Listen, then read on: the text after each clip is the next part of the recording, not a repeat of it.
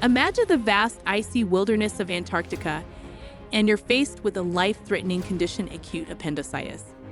With no medical help in sight and the nearest surgical facility thousands of miles away, the only chance of survival lies in your own hands. This is the harrowing reality for Leonid Rogozov, a Russian surgeon, who must undertake the unthinkable, performing an appendectomy on himself with very little pain relief. It's a tale of sheer determination and bravery, a fight for survival against the most extreme odds in one of the most inhospitable places on Earth. In the relentless grip of Antarctica, Russian surgeon Leonid was a vital member of the 6th Soviet Antarctic expedition. His team of 12 had just completed their mission to establish a new base at the Schermacher Oasis. By February 1961, with their goal achieved, they hunkered down to endure the brutal winter months. Their ship was scheduled to pick them up after 1 year. As the Antarctic winter's unyielding darkness enveloped the station, Leonid began to feel unwell. Initially dismissing it as a minor ailment, his condition rapidly deteriorated. The familiar symptoms he had learned about years before were now manifesting in his own body. Struck with the harrowing realization of acute appendicitis, he understood the gravity of his situation. In this isolated wasteland, there was no medical backup. The nearest surgical help was thousands of miles away, unreachable through the impenetrable wall of ice and storm. The decision that lay before Leonid was monumental.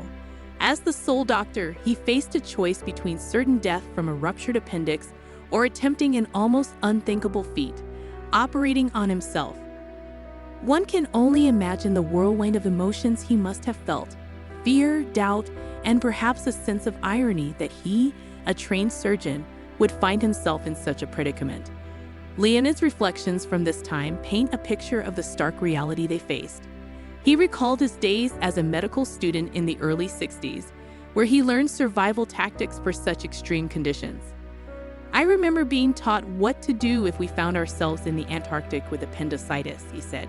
"The advice was simple yet critical. Sit upright, knees pulled to the chest." This position, he was told, would offer the best chance of containing a burst appendix, preventing the spread of infection to the peritoneum, the abdominal cavity's lining. Peritonitis, an infection of that lining, could be deadly. Notably, they were not instructed to take a more direct approach, like using a scalpel. In preparation for the surgery, Leonid was pragmatic, yet the enormity of the task was not lost on him or his team. The station's inhabitants, though untrained in medicine, became his assistants. The operation would be crude by any standard. He had to rely on a mirror to see his abdomen, working at an awkward angle and in excruciating pain despite local anesthesia. The surgery was a battle not just against his inflamed appendix, but against his body's natural reactions: the trembling hands, the sweat blurring his vision, the overwhelming urge to stop when the pain was excruciating. Leonid's determination, however, was unyielding. He made a careful incision, exposing the layers of his abdomen. Each movement was calculated, knowing that any slip could be fatal. Imagine being in their situation. It must have been horrifying. After an agonizing hour and a half, Leonid achieved what few could even dare to attempt. He had successfully removed his appendix.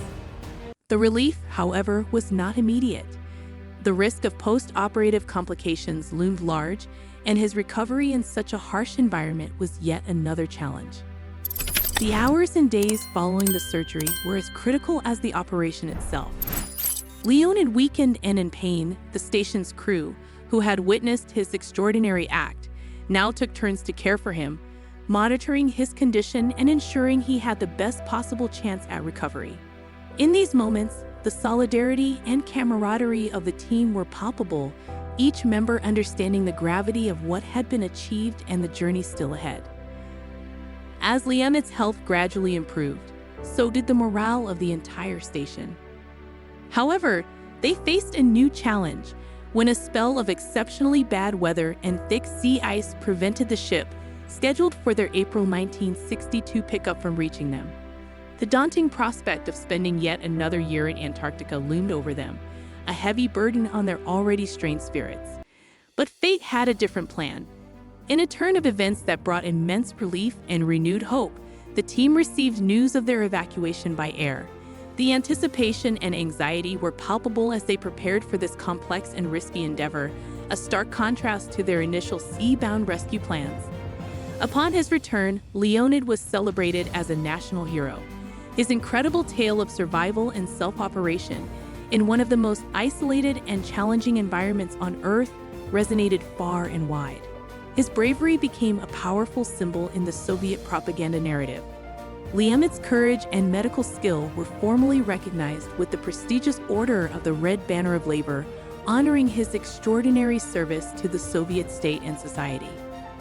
The day following his return, Leonid, ever the dedicated surgeon, walked back into the familiar halls of his hospital, resuming his career as if he had never left. If you enjoyed this story, then click on the end screen for other true travel disaster stories. And if you got any value, please like and subscribe. I will really appreciate it. Until next time, bye for now.